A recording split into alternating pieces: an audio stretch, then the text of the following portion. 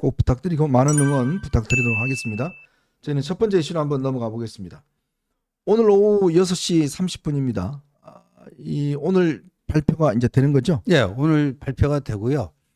각 후보의 대리인들이 가서 그거를 이제 결과를 통지를 받게 돼 있는데 그 4명 최종 최종이 아니고 2차 경선에 진출하는 4사람을 가나다 순으로 네. 호명하고 끝난답니다.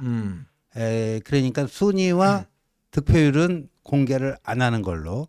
근데 2021년 그 국민의힘 대선 후보 경선 때도 그렇게 했습니다. 네. 마지막에요. 최종적으로 당의 후보로 선출될 때는 순위와 득표율을 공개를 합니다. 네. 근데 그 전에 1차 컷오프, 2차 컷오프 때는 안 했어요. 예, 이렇게 통과자, 그 다음 단계로 진출하는 사람만 이제 명단을 불러줬는데, 근데 대개의 경우 발표가 되고 나면 좀 이게 흘러나오는 게 좀 있긴 있습니다. 네. 누가 1등을 했대더라. 뭐 2등과의 격차는 뭐 어느 정도 된대더라. 이런 얘기는 좀 흘러나오기는 합니다. 그 최근에 이제 이 토론회에서 지금 홍준표 후보의 뭐 여러 가지 참 부적절한 질문이라든지 또 이제 이 토론에서 보여줬던 이제 후보들의 모습 이게 아마 지금 꽤 언론이나 또 시중에 화제가 되고 있습니다. 어떻습니까? 최근에 어떤 이런 토론이나 이런 영향이 실제로 오늘의 어떤 여론조사 득표에 좀 영향을 미칠까요? 네, 뭐 약간의 영향은 미칠 수가 있겠지만 1, 2, 3위 정도까지는 어느 정도 정해졌다 이렇게 보고요. 그렇죠. 4위 정도가 지금 남아 있는데 아마도 현재 분위기로서는 좀 나경원 후보가 조금 그 들어올 확률이 높다 이렇게 분석들을 하고 있거든요. 네. 그리고 이제 2차 토론이 상당히 좀 본격적으로 서로 좀 진검승부가 되지 않을까. 네. 여기서 우리 후보의 정체성이라든지 또 후보가 가지고 있는 여러 가지 정치적인 철학과 소신이 다른 후보와 비교했을 때 상당히 좀 압도할 수 있는 그런 힘을 가지고 있지 않을까 저는 그렇게 기대하고 있습니다. 네. 근데 참 토론이라는 게 그동안 보면 경선 때 가장 중요한 저거였는데 사실 이번에 보면 국민의힘이 설계를 할 때부터 이 토론을 마치 좀 기피하는 듯한 느낌들이 들었어요. 그러니까요. 네. 그러니까 이 기획도 실패를 한 거고 거의 참여자들의 어떤 태도와 수준, 그 말의 내용 뭐 이런 점에서도 참 참담한 수준이 돼가지고 대참사가 일어났다. 뭐 이런 얘기들이 나오는데 그래서 요번 그 4명 토론은요 채널 A가 네. 주관을 합니다.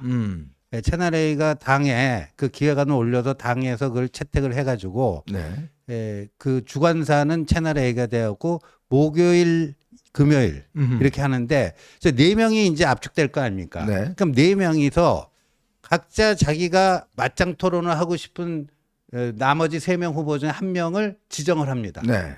이래서 한동훈 후보가 김문수 후보를 지정을 하면은 한동훈, 김문수 1시간. 네. 그래서 맞짱 토론 1시간. 그러면 이제 총 4개의 맞짱 토론이 있지 않겠습니까? 그거 목요일 날 2개, 금요일 날 2개. 네. 이렇게 됩니다. 근데 이게 참 재밌는 게 만약에 한동훈 후보가 아까처럼 뭐 김문수 후보를 자기가 지명을 해갖고 한동훈 대 김문수가 하잖아요. 근데 김문수도 한동훈을 지정할 수 있잖아요. 네. 또 홍준표, 그다음에 나경원이 될지 안철수가 될지 이 나머지 3 후보가 다 한동훈을 그 지정을 하면요. 네. 한동훈은 4군데 다 나가야 돼요. 그럼 대박이네. 예. 그러니까 이렇게 될 것 같아요. 오늘 6시 반에 그 4등으로 누가 올라오느냐. 안철수냐 나경원이냐. 그러면 그걸 보고 나서 각 4명의 후보들이 자신의 그 지정, 맞짱 토론 상대를 누구로 고를지를 그거를 보고 좀 결정하지 않을까 이렇게 생각이 됩니다. 네. 자, 그러면 이제 지금 아까 우리 조 의원님은 이제 아마 나경원 후보가 올라올 가능성이 있다라고 보셨는데, 근데 이제 어떻습니까? 나경원 후보가 올라올 경우에 유불리 한번 좀 분석을 해본다면. 사실 나 후보가 올라오면은 한 후보 입장에서는 좀 비교적 손쉬운 그런 흐름으로 가지 않을까 생각합니다. 왜냐하면은 나 후보나 그 홍준표 후보나 김문수 후보는 결이 거의 비슷한 분들이지 않습니까? 그분들은 이제 그렇게 모으고 그리고 한 후보가 좀 거기에 비해서 약간 좀 상대적으로 좀 대치되는 그런 상황에 있으니까 아마 국민적인 판단을 할 때 네. 합리적이고 또 중도 실용적인 그런 후보로서 저는 그 한동훈 후보에게 더 많은 관심을 보이고 또 한동훈 후보에 대한 그 인지도도 훨씬 더 높아지지 않을까 저는 그렇게 보고 있는 거죠. 그러니까 우리 조 의원님은 이제 나이 의원이 올라왔을 때 좀 유리한 상황이 될 수가 있다 하셨는데 우리 조 의원님은 어떻게 보세요? 그러니까요. 이렇게 되면 이제 3대1 구도가 되지 않습니까? 그렇죠. 3대1 구도는 작년 7월 전당대회 당시에 원희룡, 나경원, 윤상현 세 명에서 사실상 한 편을 먹고 그 한동훈 후보 한 명을 뭐 이렇게 양측에서 다 공격하는 어허. 3면에서 공격하는 이런 양상이었는데 그때 그냥 63%로 끝내버렸죠. 네. 그러니까 그 구도 자체는 굉장히 선명해지는 게 있고 이 3대1 구도일 때 장점은 뭐냐면은 김문수, 홍준표, 나경원이 이 지지 기반이 겹치잖아요. 겹치죠. 그걸 셋이서 나눠 먹어야 돼요. 누가 더 그거 자체의 파이가 더 커지지는 않을 거라고 봅니다. 네. 이른바 반탄과 찬탄으로 나왔을 때 지금 뭐 윤석열 신당의 문제, 정광훈 또 대선 출마의 문제, 윤 대통령 뭐 재판 정에서의 어떤 발언의 문제 등등으로 인해서 이 반탄파의 파이가 커지지는 않을 거예요. 거기서 셋이서 나눠 먹어야 돼요. 네. 근데 이제 찬탄의 파이는 조금씩 더 커지고 있다고 보는데 그거를 그 한동훈 후보는 독점을 할 수가 있잖아요. 네. 그러니까 1위로 올라설 가능성이 높죠. 1위로. 근데 1위를 하게 되면 아예 과반까지 가버리면은 50%를 넘어버리면 여기서 끝나버리는데. 아하. 과연 그 경우에 1위로는 갈 것 같아요. 3대1 구도가 되면. 근데 이 과반이 되느냐 안 되느냐 그것이 문제가 되겠죠. 네. 그러니까 지금 현재 4명 중에서 4명 뽑을 때 과반이 되면 그걸로 끝. 그냥 끝이 된다는 파이널 그 말씀이시죠? 1대1 안 갑니다. 네. 어떻습니까? 이제 물론 뭐 저는 한 후보는 뭐 일단 나온데 이제 진출한다고 보는데 사실은 그동안 1차의 토론 때는 아무래도 이제 뭐 그렇게 토론 시간이 많이 없었지 않습니까? 그러다 보니까 한 후보의 어떤 뜻이나 이런 게 제대로 어떤 전달되기 어려웠었는데 만약에 이제 4명이서 일단 이런 식으로 간다 그러면 네. 그동안에 해왔던 어떤 전략적 스탠스나 뭐 이런 게 좀 변화될 수가 있습니까? 제가 이래 보면은 한동훈 후보가 뭐 다른 후보들도 물론 준비들을 많이 하셨을 텐데요. 근데 미래지향적인 그런 공약이라든지 또 국민적 마음을 감성을 잘 이해할 수 있는 그런 후보는 한동훈 후보밖에 없다라고 보고 네. 있고요. 그리고 어찌 보면 그 후보가 가져야 될 기본적인 소양이 있지 않습니까? 네네. 기본적인 또 학습 능력이 있어야 되는데 그런 면에서 타 후보하고 비교하면은 상당히 압도하지 않을까 이런 생각을 합니다. 그리고 좀 스마트한 느낌도 많이 주고 있고요. 네. 또 그동안에 꾸준히 보면은 상당히 좀 공부를 많이 하고 있는 학습을 많이 하고 있는 그것이 보이거든요. 근데 다른 후보들은 정치는 오래 하셨지만 상대적으로 좀 공약이라든지 정책을 발표함에 있어서 좀 빈곤함이 드러나거든요. 네네. 그래서 상당히 좀 했던 말들을 계속 반복하는 그런 형태를 가지고 간다고 하면은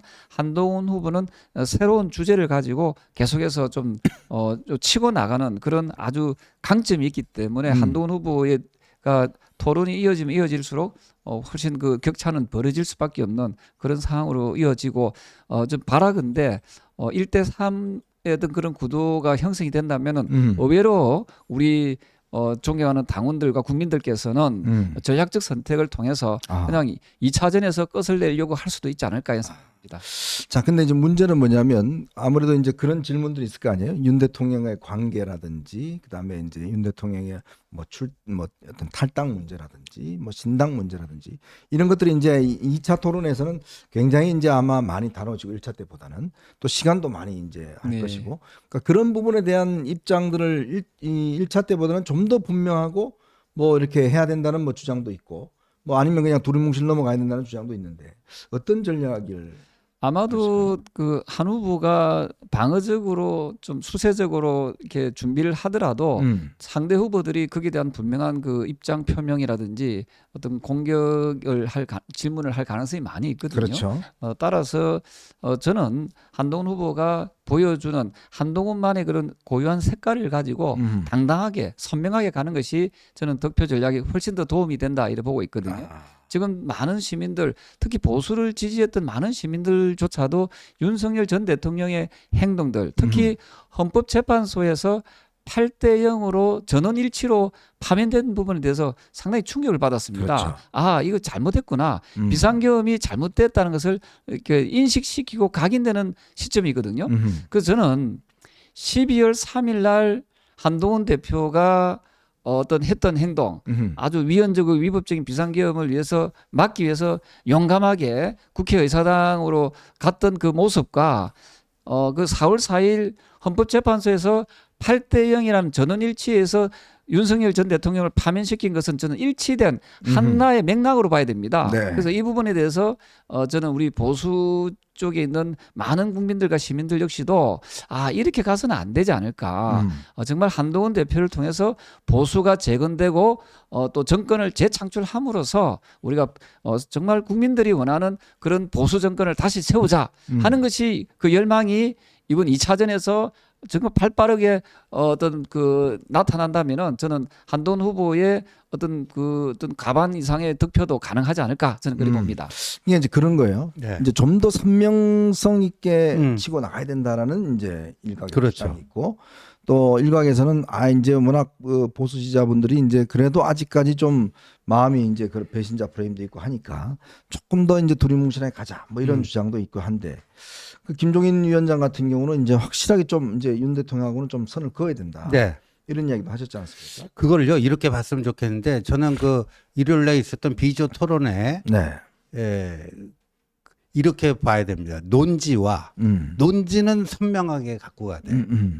이 토론에 임하는 이 태도, 애티튜드는 굉장히 겸손하고 낮은 자세로 가야 되지 않느냐. 이걸 일요일에 그 비조 토론회 때 한동훈 후보가 어느 정도 보여줬다고 보거든요. 네. 계엄에 대해서 먼저 그 포문을 열었어요. 그렇죠. 계엄에 대해서 어떻게 평가하는가 새 후보에게 다 물었습니다. 그 논지는 분명하게 갖고 가야 됩니다. 계엄은 그 위헌 위법한 것이고 정말 잘못된 선택이었고 정치 공학적으로 보면 다 죽어가던 이재명을 기적적으로 부활시켜 갖고 이 대통령 구분 능선까지 올려놓은 뭐 그런 거였다 하는 걸 분명히 논지는 갖고 가야 되는데 그날 거의 3대 1로 한동훈 후보를 공격하지 않았습니다. 네. 그런데 그때의 한동훈 후보의 모습이 일요일 날 잘 보면요. 과거하고 달라졌어요. 맞아요. 예, 뭐 법무부 장관 시절부터 비대위원장, 그다음에 작년에 당대표에서 쫓겨나기 전까지 한동훈이라는 캐릭터가 이 누군가와 논전을 할 때 보여줬던 태도, 밀리지 않고 거기에 대해서 따박따박 그 논리적으로 반박을 하고 오히려 역공을 하고 그러는데 뭐 홍준표가 그 인신공격했을 때, 예, 그다음에 나경원이 또 뭐 인신공격했을 때, 심지어 나경원은 한동훈한테 이랬잖아요. 후보 보수 통합을 위해서 후보 사퇴해야 되지 않느냐. 한동훈 그 후보가 뭐라고 했죠? 저는 나경원 후보님이 하시는 정치에 대해서 응원합니다. 네. 이렇게 답을 했어요. 뭐 이철우가 당신 같은 사람이 여기 나오는 것 자체가 이게 문제 아니냐 했을 때는 그냥 노답으로 그냥 네. 아무런 대꾸를 안 하고 뭐 이렇게 했습니다. 그러니까 한동훈이 과거하고 달라졌습니다. 그래서 어떤 그 기사를 봤더니요. 강동훈이 약동훈이 됐다. 그러니까 그거는 논지는 선명해요. 그러나 그 자세에 있어서만큼은 이런 변화가 있었다. 그러니까 저는 그렇게 가면 된다. 저는 네. 그렇게 생각합니다. 자, 근데 이제 사실 그런 면도 있는 것 같아요. 윤 대통령이 사저로 들어가면서 다 이기고 돌아왔다. 뭐 5년이 3년이 뭔 상관이냐. 그리고 어제 재판에서요. 저는 이 특전사 대령인가요? 나와서 저는 사람에 충성하지 않습니다. 딱 그 이야기를 윤 대통령이 했던 이야기를 윤 대통령한테 되받아 주더라고요. 네. 그러면서 내가 항명죄로 처벌받더라도 근데 그 당시의 명령 자체는 부당했다. 라는 이야기를 면전에서 톡톡 하는 걸 보고 이게 지금 군인들도 분위기가 많이 바뀌는구나. 사실 지난번 헌법재판소 때는 그래도 현직에 있었기 때문에 다들 뭐 진술을 제대로 하지 않았는데 이번 재판에서 보니까 군인들이 아니 가능하지도 않는 재판을 그 명령을 왜 내렸습니까? 대통령이 직접 한 걸 들었습니다. 아주 명확하게 하는 게 있었어요. 이제 그런 면들이 이제 본인들이 국민들이 뭐 그동안 계몽령이다 뭐다 했는데 좀 더 명확하게 좀 다가오지 않나 싶습니다. 네, 사실은 그 비상계엄은 전 국민들이 다 봤고요. 또 세계인들이 다 봤던 네. 그런 불법적이고 위헌적인 그런 행위였지 않습니까? 그리고 사실은 대통령실보다 더 민의를 잘 대변하는 것이 국회입니다. 맞아요. 근데 국회를 군홧발로 이렇게 유리창 깨고 들어왔다는 것 자체가 그거는 있을 수 없는 민주국가에서는 있을 수 없는 행위를 한 거지요. 사실 우리 보수의 입장에서는 상당히 나쁘끄러운 그런 행위를 그 대통령이 했습니다. 네. 그래서 우리는 이제는 잘못된 과거는 이제 털고 가야 된다. 그래서 앞서 말씀드렸던 대로 많은 우리 국민의힘을 지지하는 분들 그리고 국민의힘 당원들은 저는 분명히 전략적 선택을 할 것이다라는 전략적 생각을 선택. 합니다. 그래서 전략적 선택을 2차 토론에서 2차 전에서 전략적 선택을 해준다면은 의외로 저는 우리 국민의힘도 희망이 있고 저는 정권 재창출하는데 도움이 된다 보거든요. 왜냐하면 국민들이 중도에 있는 국민들이 이제 국민의힘이 정신 차렸구나.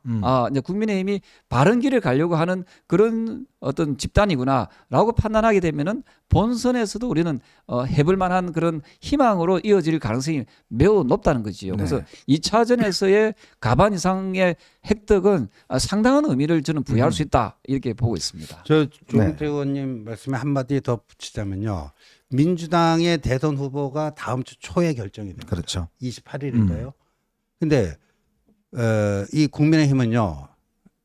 28일인가 29일에 28일 저녁에 27일, 28일 사자 경선 여론조사 당원 투표를 해가지고요. 네. 그 결과가 28일 저녁에 발표가 됩니다. 그러니까 이재명이 민주당의 최종 후보로 확정되는 날 우리는 최종 진출자 2명을 그때 발표를 하게 되는 거예요. 네. 같은 날.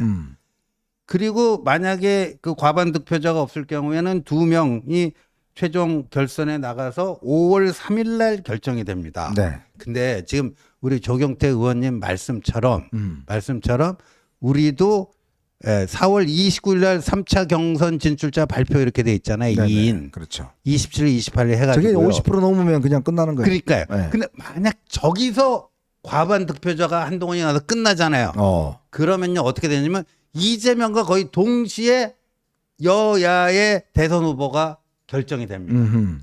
네? 그러면 어떻게 되느냐? 한덕수 차출론 이거는 거의 물 건너간다는 거죠.